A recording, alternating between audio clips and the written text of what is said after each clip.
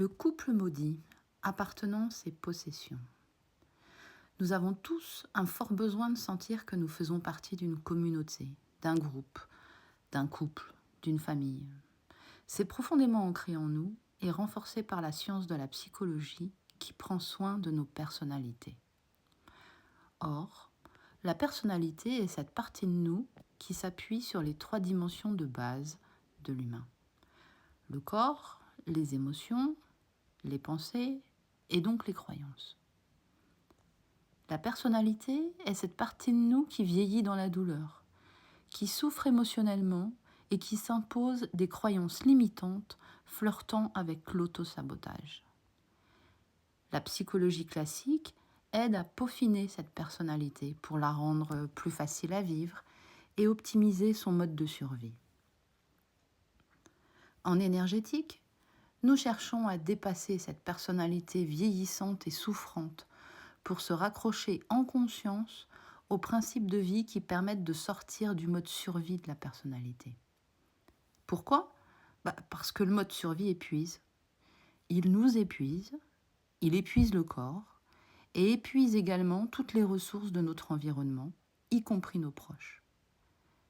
C'est ce mode survie qui nous transforme tous en prédateurs féroces sans que nous en soyons conscients. Mais, sur le plan énergétique, cela entraîne pour nous des conséquences désastreuses, car la vie nous propose de vivre des expériences qui sont calquées sur la qualité de nos fréquences.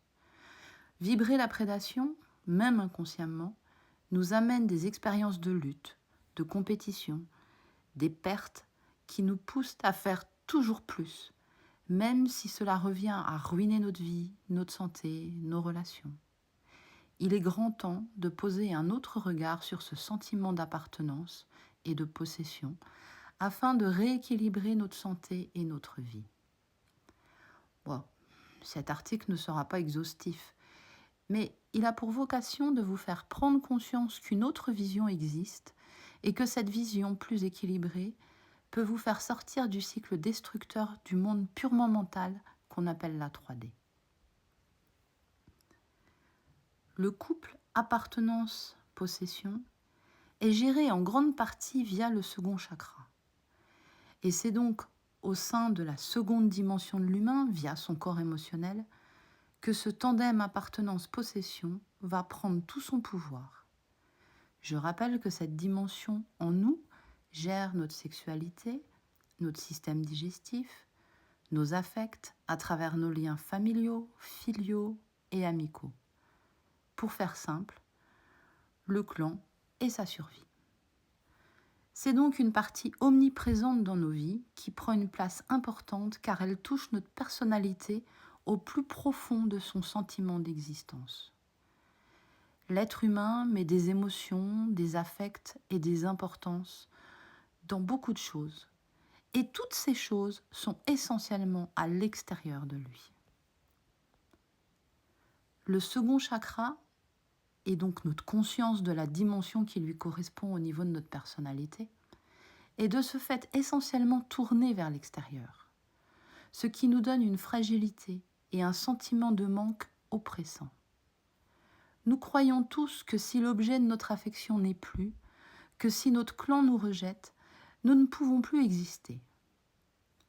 Alors naissent toutes les peurs qui nous font agir par réaction de manière contrôlante, car le mental, le 3e chakra, vient au secours de ce second chakra qui est cristallisé par nos peurs de perdre et de manquer, en venant y mettre son grain de sel de vouloir et pouvoir. Nous voilà donc dans une dynamique de contrôle, avec son lot de tentatives de manipulation, d'accumulation, de comparaison.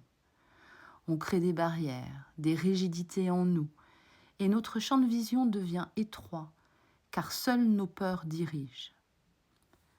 On exprime bien inconsciemment des attitudes de demande envers les autres. On cherche leur attention par tous les moyens, même parfois les plus sordides. On dilapide le peu d'énergie que l'on a pour faire plaisir et afin d'obtenir de l'affection, de la nourriture psychique, de l'argent, voire même du sexe et du pouvoir. On recherche, On veut une béquille, un sachant mieux que nous, la pilule miracle ou le cadeau du ciel. On fait du réseautage, on est prêt à se sacrifier pour obtenir de la reconnaissance factice, on séduit pour se faire aimer et on ment pour en avoir plus, sans perdre ce qu'on a déjà.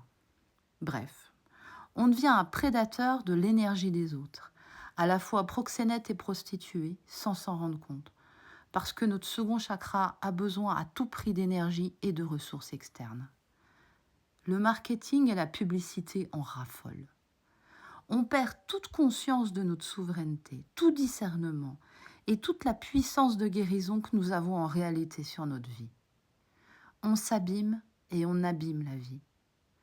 Ce faisant, nous en arrivons à être les termites qui ruinent notre vie, notre corps.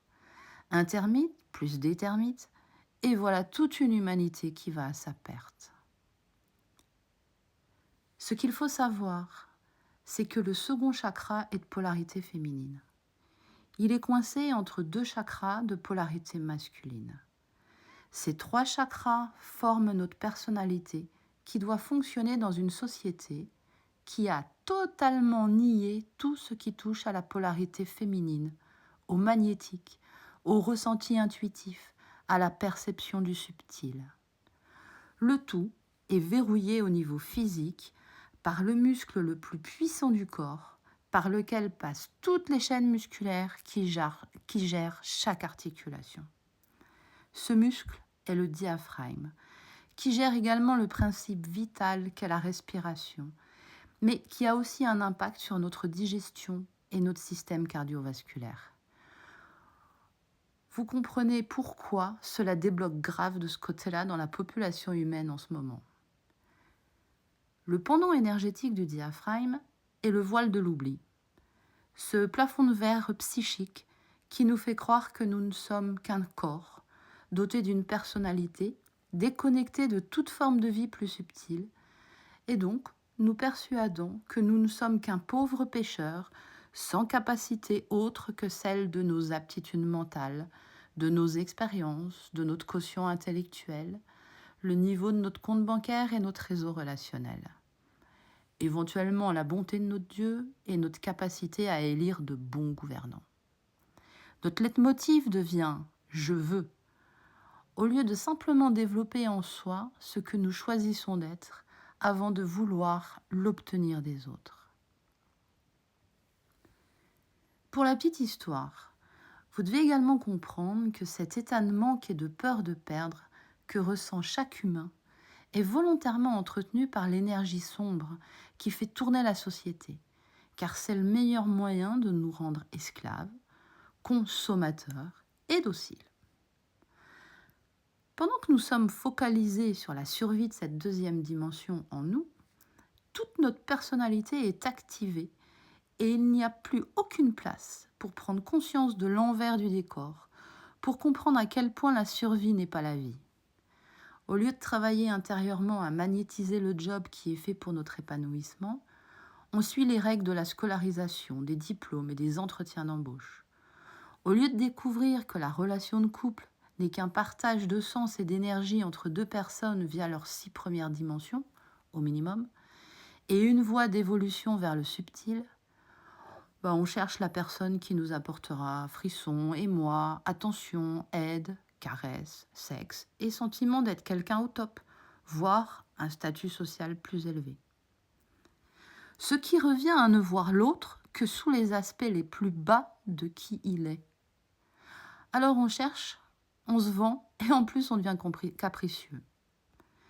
Et c'est là que tout ce qui nous fait du bien sur un plan égotique devient notre possession.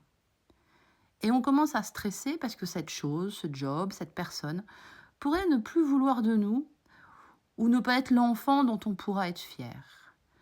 Le diaphragme se bloque, le corps coince, l'énergie ne circule plus dans notre corps ni dans nos vies. Nos réserves s'épuisent. Vous connaissez la suite. On va mal et on a des problèmes. Comment les choses pourraient bien aller alors que nous utilisons nos circuits énergétiques sans les avoir au préalable défalsifiés et remis dans le sens juste, celui de la vie et non de la survie. En voulant nourrir notre sentiment d'appartenance, nous nous sommes fait posséder. Par la société, par notre entreprise, par notre famille, par nos conjoints, par nos enfants, ou même notre cercle amical. La liberté d'être soi n'existe plus. La douleur et la souffrance ont pris la place. D'ailleurs, savons-nous vraiment qui nous sommes, au-delà de notre petite personnalité ? Pas besoin de crier que c'est la faute du gouvernement, du patron, de notre lignée, de notre conjoint, des enfants, des autres, ou de pas de chance. C'est juste la conséquence de nos circuits énergétiques qui tournent à l'envers. Donc ne sortez pas les armes ou les insultes, cela ne fera qu'aggraver votre cas. Mais alors, comment on fait ? Tout d'abord, rappelez-vous que celui ou celle que vous accusez de tous vos maux est aussi piégé dans cette soupe involutive. Nous le sommes tous. Donc si vous rentrez en guerre avec cette personne, vous obtiendrez plus de problèmes à résoudre. Et toute accusation, insulte, jugement vous sera retournée avec une escalade supplémentaire tôt ou tard, soit par la personne elle-même, ou bien par les circonstances de la vie. Rappelez-vous aussi que vous possédez dans votre second chakra un programme involuant que tout le monde autour de vous trouve tout à fait normal d'avoir, puisqu'il est leur raison d'être. Sauf que vous en avez marre de souffrir et de vieillir vite. Pas eux. Concrètement, vous serez toujours poussé spontanément à vouloir posséder et être aimé, même si c'est aliénant. Et eux, ils voudront toujours obtenir quelque chose de vous, soi-disant pour le bien de tous, mais surtout pour eux-mêmes. Mais vous, maintenant, vous savez que c'est une illusion vorace pour vous prélever votre énergie. Donc soyez vigilants. Alors, comment sortir de ce programme de prédation, appartenance, possession ? Un bisounours, dont le mental a été saturé par la doctrine New Age, vous dira d'apprendre à vous aimer vous-même. Ok, mais s'aimer soi avec un circuit énergétique falsifié, ça ne donne rien de bon. Et surtout, ça donne un petit ego surgonflé. Et on a tous en nous des côtés bisounours qui traînent. L'idée, c'est de ne pas les laisser traîner trop longtemps. Donc la clé est le switch du regard tourné vers l'extérieur au regard tourné vers l'intérieur. D'où mes articles précédents sur le retour à la présence à soi ou les différents types de regards à porter sur la vie. Tous les énergéticiens le savent. La fin du jeu de l'involution, de la prédation, a été sonnée il y a 12 ans. Depuis, chaque année, de nouvelles énergies sont envoyées par la Terre dans notre premier chakra. Ces énergies remontent en nous pour pulvériser les programmes dont l'humanité n'a plus besoin. Et de facto, mettent en grande difficulté ceux qui fonctionnent encore avec ces programmes. En parallèle, le Soleil bombarde notre troisième chakra, le corps mental, par des informations contenant de plus en plus de data. Donc si vos croyances restent agglutinées sur les anciens schémas de pensée, votre mental ne peut pas gérer le surplus d'informations qui arrivent et fera de plus en plus de recettes incessants, provoquant perte de mémoire, épuisement mental et sentiment de perdre pied chaque jour un peu plus. Après 12 années de matraquage d'énergie proche de nos fréquences, l'année 2025 s'annonce avec un matraquage par des énergies venant de plans encore plus élevés fréquentiellement. Il va y avoir de la casse. Si les gens ne prennent pas conscience qu'ils doivent eux-mêmes déverrouiller le programme appartenance-possession pour surfer sur le flux de ces nouvelles énergies. Comprenez que ce que vous avez toujours fait, que ce qui vous a porté et motivé jusqu'à maintenant, c'est terminé. Aussi, les énergéticiens savent qu'ils vont rencontrer beaucoup de gens en déphasage complet au niveau de leur corps émotionnel, coincés entre un premier et un troisième chakra qui chauffe. On le voit déjà. Les couples se séparent ou traversent des crises, douleurs, fatigue chronique, maladies bizarres, perte de sens au travail. Et en parallèle, plus de pression et de lois liberticides pour maintenir le troupeau. Sans compter toutes les pertes matérielles et humaines liées aux catastrophes climatiques et autres guerres. Les personnes conscientes de ces changements peuvent accompagner le processus sans forçage et traversent le chaos en acceptant le nettoyage des anciens programmes. Les autres, subissent des problèmes et des pertes à tous les niveaux, sans comprendre pourquoi rien n'est plus possible comme avant, pourquoi ils n'y arrivent plus à gérer, pourquoi leur santé décline rapidement, pourquoi le monde semble tourner de travers et pourquoi les complications s'accumulent au quotidien. Résister au changement n'est pas une bonne idée. Et cette résistance vient essentiellement de ce programme appartenance-possession qui vous fait croire que tout ce que vous connaissez et avez acquis se doit d'être permanent. Il est largement temps de vous réveiller et de vous mettre au diapason. La première étape du processus de switch est de vous rappeler que la vie se trouve dans la présence à soi, au cœur de l'instant présent. J'en ai déjà parlé. C'est à partir de ce centre intérieur, ce qu'on appelle notre état d'être, que nous créons tout ce qui se produit dans notre vie. Alors autant créer en conscience au lieu de laisser notre inconscient prendre les rênes. La seconde étape est de rééquilibrer vos polarités féminines et masculines. Les femmes ont souvent un 4e chakra féminin, polarité féminine, connecté, mais totalement étouffé par le mental. C'est-à-dire par les je veux, je dois, il faut. Par contre, elles sont déconnectées du 1er chakra, de leur corps, du monde matériel où elles peinent à agir pleinement. Les hommes sont plus connectés au 1er chakra, sans être pleinement conscients, et sont souvent en difficulté avec leur 4e chakra à cause d'un 3e hypertrophié. La base de la base est de connecter consciemment ces 4 premiers chakras pour équilibrer les 2 de polarité féminine avec les 2 de polarité masculine. Et surtout, arrêter de voir la vie en noir ou blanc. Équilibrer ces polarités, c'est aussi apprendre à faire avec toutes les nuances de gris. Rien n'est mal ou bon, c'est. Après, on adhère ou pas en conscience, point. Ceci fait, c'est plus facile de prendre conscience des programmes existants dans notre seconde dimension qui nous préoccupent dans cet article. Concrètement, ce que vous pouvez commencer par comprendre, c'est que vous n'êtes pas votre corps. Vous en êtes le dépositaire et le pilote, rien d'autre. Votre corps ne vous appartient pas, point barre. En revanche, vous en êtes le gardien. Je vous rappelle, car je l'ai déjà expliqué dans un précédent article, que votre corps est constitué de milliards d'entités qu'on appelle des cellules. Ces cellules bossent comme des folles 24 heures sur 24, 7 jours sur 7, pour étouffer et compenser toutes les bêtises que vous faites vivre au corps de manière à ce que vous puissiez tous les matins vous lever et continuer à avancer. Sans gratitude aucune envers elles, vous plongez dans vos préoccupations quotidiennes et vous avez en plus la muflerie de râler parce que le corps est fatigué, douloureux, gras, tordu et autres réjouissances. À qui la faute ? Aux cellules qui tentent par tous les moyens de vous satisfaire ? Qui essayent comme elles peuvent de communiquer avec vous alors que vous êtes sourd à leur appel ? Ah ouais, et j'oubliais qu'on a omis de vous dire que chacune de vos cellules est dotée d'une conscience et que pour elle, vous êtes un Dieu dont la vie tout entière dépend. Cette omission est somme toute normale puisque la conscience est la polarité féminine et la société a cherché par tous les moyens à nier cette polarité magnétique. En revanche, la structure de la cellule, sa géométrie toute ronde avec des organites à l'intérieur et son joli noyau, c'est de la polarité masculine, donc ça existe. Bref, quand vous prenez conscience que votre corps ne vous appartient pas et qu'en plus on a oublié de vous parler de la conscience cellulaire, vous pouvez commencer à comprendre que chaque groupe de cellules qui forme un organe est piloté par une conscience plus élevée. Vous découvrez que vous avez un gardien du foie, un gardien des poumons, un gardien de la peau, etc. Et au lieu de regarder le corps de l'extérieur dans votre miroir, vous commencez à tourner votre regard à l'intérieur de lui.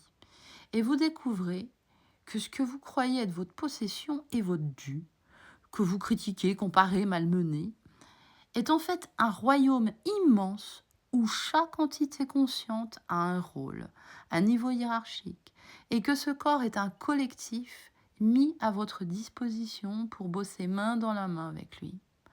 Allez, le mot est lâché, le collectif. Eh bien oui, pour sortir de l'emprise de l'implant involuant du second chakra, qui débite inlassablement le programme délétère appartenance-possession, il est nécessaire de jouer collectif. C'est d'ailleurs, comme par hasard, ce mot qui est dans l'air du temps, prôné haut et fort par les médias et les bisounours saucés à la mode New Age, sauf que l'involution a parfaitement fait son œuvre pour vous empêcher d'évoluer sérieusement en vous faisant croire qu'il faut jouer collectif entre différentes personnalités en présence, entre humains. Et rebelote.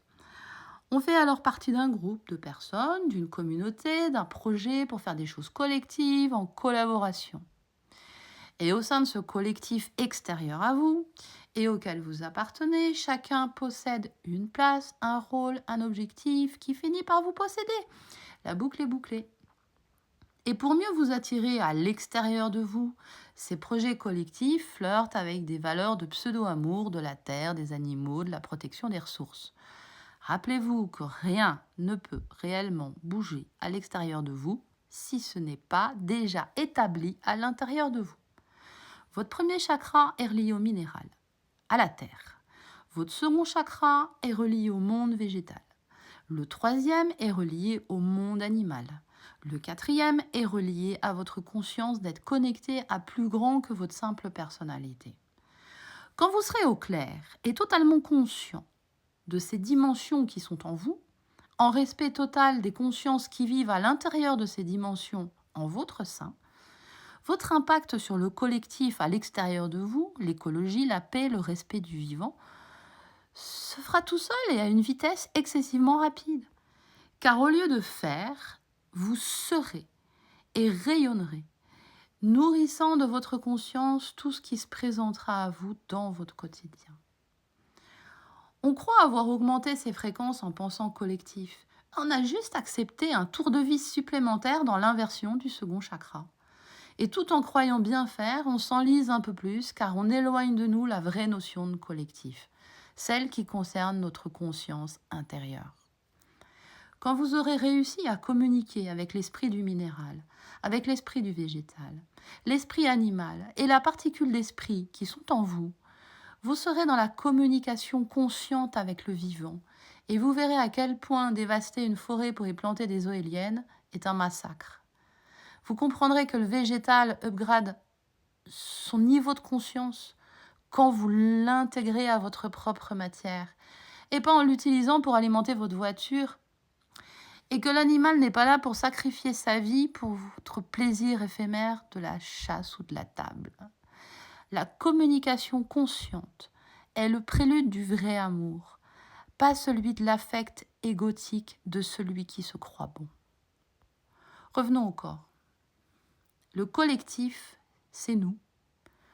Quand nous avons pigé que la polarité féminine n'est pas une histoire de sexe, de jupe, de maquillage et d'enfantement, donc nous, avec nos multiples dimensions de conscience, de 1 à 6 pour commencer doucement, les gardiens et les entités cellulaires. Le vrai collectif, c'est bien un mixage d'entités qui sont conscientes de leur polarité féminine et masculine, qui se doivent de bosser ensemble dans la même direction et pas chacun pour soi. Pour info, une entité cellulaire qui en a ras-le-bol de ne pas être entendue dans sa souffrance par le gouverneur, c'est-à-dire nous, et qui commence à se la jouer perso et faire sa révolution, s'appelle une cellule cancéreuse. Par extension, à vouloir se la jouer perso sans tenir compte du mode de fonctionnement de la création et de notre particule d'esprit, nous sommes devenus des cellules cancéreuses du vivant. Nous devons donc jouer collectif avec toutes ces entités conscientes en nous pour rester unifiés tous ensemble en accord avec les lois naturelles du vivant. Bon, et alors, à qui appartient le corps ? À celui qui détient les plans, qui en met à disposition la matière, c'est-à-dire la substance, et qui a su organiser cette matière pour que tous les mécanismes de fonctionnement puissent se réaliser dans une totale synchronisation, quelles que soient les conditions internes et externes. Bon, c'est pas vous. Jusqu'à preuve du contraire, ce n'est pas vous qui avez fourni les plans de construction du corps que vous avez. Les atomes qui sont les briques qui façonnent les cellules. Vous n'avez jamais géré vos capacités de croissance pour passer du stade bébé à adulte. Quand vous mangez, vous ne déclenchez pas volontairement vos sucs digestifs, ni les moyens mis en œuvre pour réparer une plaie ou augmenter votre rythme respiratoire quand vous courez. Bon, alors c'est qui ? Pas simple, la Terre. Ah oui, on a aussi oublié de vous dire que la Terre est une entité consciente qui a son propre programme d'évolution sous forme de contrat passé avec l'humanité. Et que cette conscience dispose d'une intelligence hors norme qui ramène notre bête notion d'intelligence artificielle au niveau de l'âge de pierre. L'humain est intimement relié à la Terre, par son corps physique, première dimension, mais aussi son corps émotionnel, seconde dimension. Vous savez, celle qui est vérolée, vous vous souvenez du début de l'article. Et qui passe commande d'un corps pour votre incarnation? Vous, votre petit ego? Bon, il n'existe même pas au moment de votre conception. Alors, eh bien, votre particule d'esprit, qui est votre vrai vous, éternel et hautement conscient, a passé la commande d'un corps à la Terre pour qu'à travers vos parents, vous puissiez être une conscience qui vient faire une expérience dans un corps pour élever encore plus sa conscience. Dans un monde tourné vers l'évolution, le corps est un collectif d'entités polarisées, mis au service d'une conscience supérieure par terre-mère, et piloté par un joueur, notre particule d'esprit, via un avatar, nous, à qui on a prêté un véhicule, le corps. Cet avatar que nous sommes est censé collaborer avec le collectif complet pour que la matière dont il est en charge s'élève vibratoirement, permettant de facto à la Terre de s'élever en fréquence et en conscience. Nous aussi au passage. C'est quand même loin du fonctionnement évolutif de la société 3D que vous connaissez, dont les principes sont métro, boulot, dodo, sexe pour le sexe, droit de vote pour trouver le chef qui garde le troupeau, c'est mon corps et il m'agace, c'est mon conjoint et c'est pour la vie, et c'est mon enfant et je ne peux pas vivre sans lui. Bref. Si vous comprenez au moins l'idée générale, vous réalisez que la notion d'appartenance et de possession est juste une farce, mais une farce qui fait souffrir. Chacun de nous est un royaume au service du collectif qui se vit à l'intérieur de nous au niveau vibratoire, et donc au service du collectif du vivant au sens le plus large qui soit. Nous sommes tous uniques, mais à la fois semblables.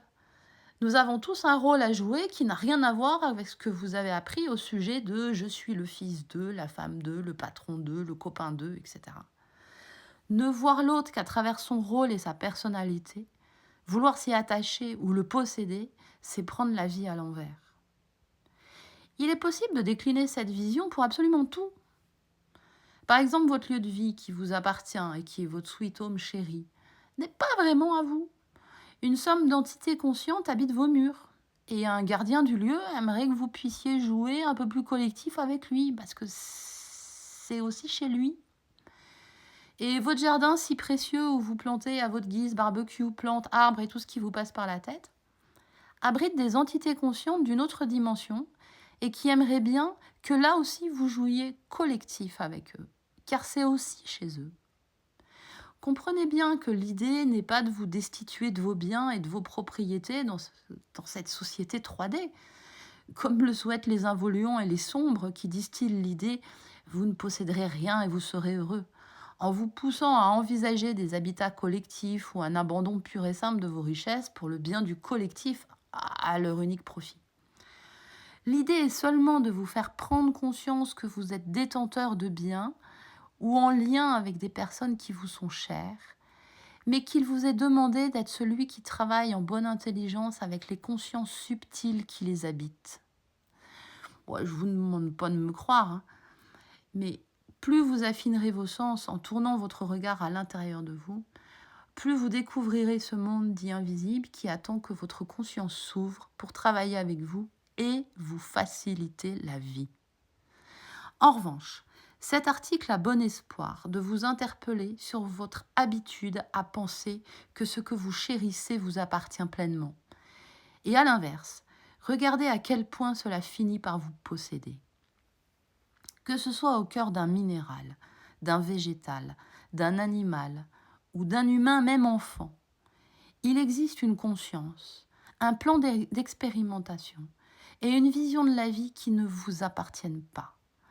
Vous laisser posséder par ce qui est extérieur à vous, c'est nier votre propre conscience, votre propre plan d'expérimentation et votre propre état d'être. Le reconnaître, c'est pouvoir commencer à travailler en union et en harmonie avec ce collectif de conscience.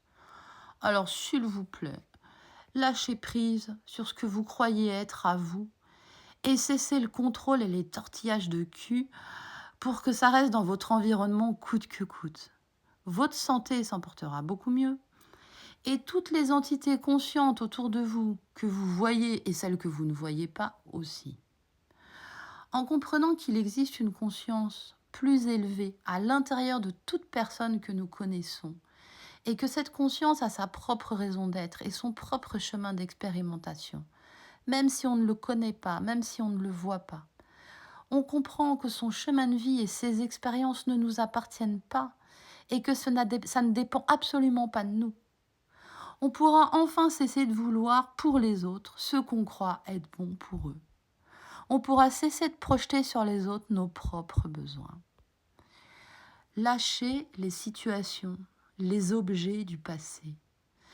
Les consciences qui les habitent ne sont plus. Lâchez les accumulations pour prévoir un éventuel futur. N'enfermez pas votre conscience dans un fil du temps linéaire cousu par votre logique mentale et la loi de cause à effet. Laissez votre conscience supérieure vous guider vers plus d'harmonie. Vous pourrez enfin vous tourner vers vous et poser l'intention de ressentir à l'intérieur de vous les messages émis par ces consciences subtiles pour avancer en bonne intelligence du cœur vers l'évolution du collectif. Arrêtons de toujours vouloir avoir raison sur la vie, la nôtre et celle de tout ce qui nous entoure. C'est ce qu'on appelle l'écoute intérieure qui ne passe ni par les oreilles ni par la voix. Chacun pourra alors évoluer en conscience sur son propre chemin, dans l'harmonie d'un collectif vibrant. Ça s'appelle l'amour. Et ceux qui veulent rester dans l'habituel mode sourd et jamais muet car revendicateur et toujours prêt à chercher à faire ou convaincre, seront libres de croire encore et encore qu'ils ne peuvent puiser leur sentiment d'être pleinement en vie et heureux qu'à travers ce couple appartenance-possession, grâce à l'amour factice et chancelant qu'il leur procure. Laissons-les face à leurs croyances, sans se laisser emporter par leur besoin insatiable de se nourrir de notre énergie. La vie elle-même les aidera petit à petit à choisir de sortir de la souffrance, en prenant conscience qu'elle est belle à travers leur sens subtil, et non via le diktat de leur sens purement physique.